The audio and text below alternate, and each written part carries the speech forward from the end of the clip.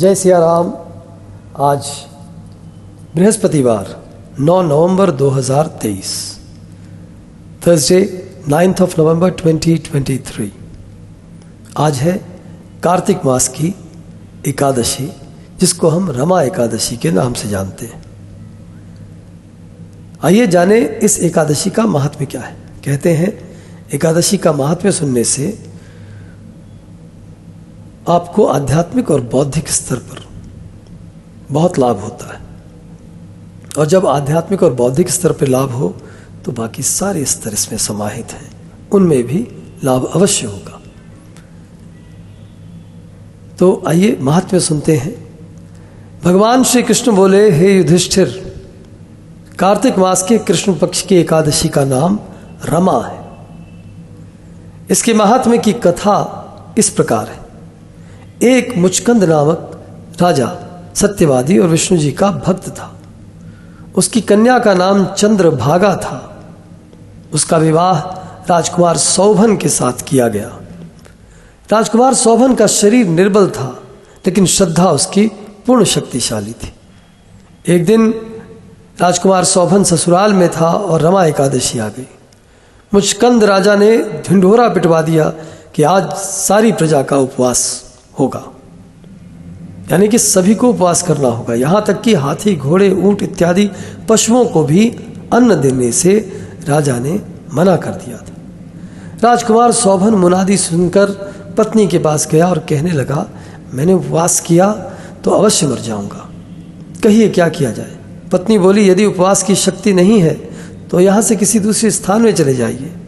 सौभन ने उत्तर दिया कि यह बात निश्चित है कि मेरे शरीर में उपवास की शक्ति नहीं, परंतु श्रद्धा भक्ति मेरे मन में पूर्ण है। वह शिक्षा दे रही है, चाहे शरीर छूट जाए व्रत को न तोड़ूंगा। और इस प्रकार राजकुमार सौभन ने दुर्बल होते हुए भी, कैपेसिटी नहीं भी होते हुए, रमा एकादशी करने का निश्चय कर लिया। व्रत पाला उसने रमा एकादशी का, और भूखा प्यासा उसने किसी तरह से दिन तो व्यतीत कर लिया। कष्ट पाकर रात्रि को भी जागरण करके निकाल दिया, लेकिन प्रातः होते ही प्रथम किरणों के साथ सूर्य की राजकुमार सौभन ने अपने प्राण त्याग दिए। व्रत के प्रभाव से उसे इंद्राचल पर्वत पर रत्न जटित उत्तम नगर प्राप्त हुआ।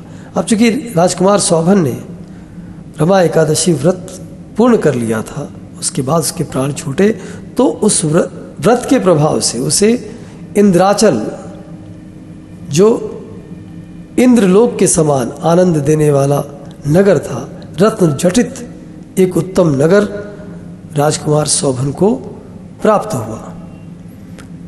यहाँ गंधर्व और अप्सरा राजकुमार सौभन की स्तुति किया करते थे। एक समय मुचकंद नगर का रहने वाला एक ब्राह्मण सोम शर्मा तीर्थ करने को घर से निकला। घूमता घामता उसी नगर में पहुंचा जहां राजा मुचकंद का दामाद स्वर्ग भोग रहा था। ब्राह्मण ने उससे जाकर पूछा, किस प्रकार से यह उत्तम नगर आपको प्राप्त हुआ है। सौभन ने उत्तर दिया, यह सब प्रभाव रमा एकादशी का है। मेरे जन्मों के अनंत पाप नष्ट हो गए और यह अनुपम नगर प्राप्त हुआ। परंतु यह नगर अध्रुव है। ध्रुव बनाने की शक्ति एक मेरी पत्नी में ही है, अतः उसे यह शुभ संदेश अवश्य देना। ब्राह्मण ने घर आकर चंद्रभागा से सारी बातें सुनाई और कहा कि राजकुमार सौभन ने उसे इंद्राचल पर्वत पर अपने राज्य में आने को कहा है। यह सुनकर चंद्रभागा उस ब्राह्मण के साथ इंद्राचल पर्वत की ओर चली, और वहीं पर मुनि वामदेव के आश्रम में वो ब्राह्मण चंद्रभागा को लेकर गया। मुनि ने चंद्रभागा का मंत्रों द्वारा अभिषेक किया। वह दिव्य शरीर धारण कर पति के पास चली गई। पति को कहने लगी, मैं जन्म से एकादशी का व्रत करती हूँ, उसके प्रभाव से तेरा अनुपम नगर ध्रुवलोक के समान अचल रहेगा।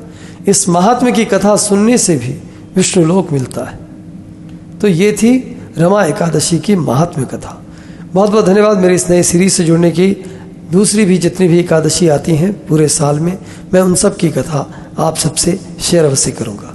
अपना खूब ध्यान रखिए, स्वस्थ रहिए, सुरक्षित रहिए और रमा एकादशी की ढेरों शुभकामनाएं। प्रभु की कृपा सदैव बनी रहे। जय सिया राम।